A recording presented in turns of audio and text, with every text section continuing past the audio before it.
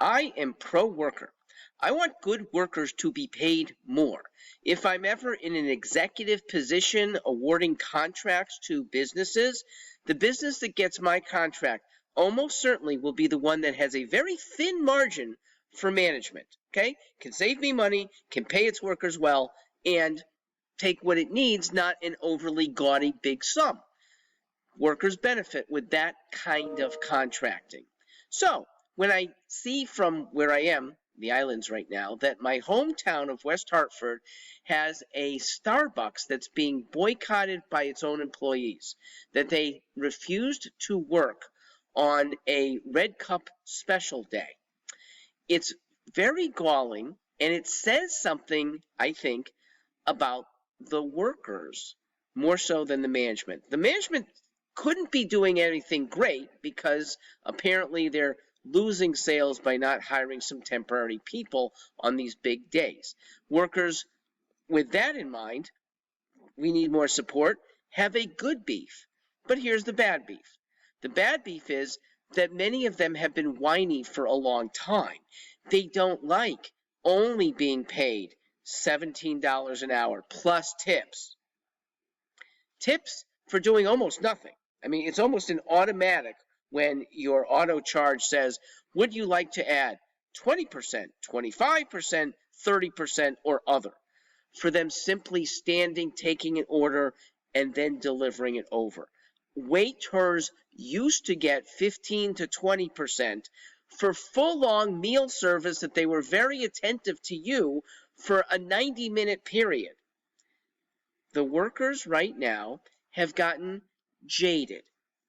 And the demands that they have from the past, I believe, are coming to haunt them. This same store in West Hartford was earlier a place of agitation because the workers wanted to put up pride decorations, multicolored indoors, to celebrate gay pride against owner wishes, which really should govern. So they now object to getting up a little earlier on a special promotional day. Now, let's talk about the rest of us. We who, almost all of us, have had to wake up at 5 a.m. on occasion to help the employer get set for a promotional day. I did it. Many of us worked in tougher businesses than Starbucks. 42 years ago now, I was 16 working in another West Hartford restaurant, Bonanza. It was behind the counter, mostly washing dishes, running things out to the front on occasion. Greasy, hot, very hot plates that you'd have to deal with. Customers that may or may not have been friendly to you, and at $3.50 an hour. Now that equates to about 12, so it's not out of line, but no tips. And environment where you'd have to shower after your shift, even a 4-hour shift, because of the grease that would have accumulated in your hair. That's real work.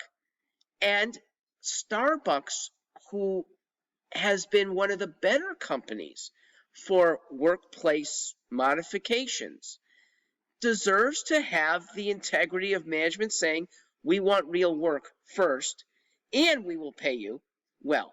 I believe in giving higher salaries to well-paid workers or higher hourly if they're efficiently getting more people into their product.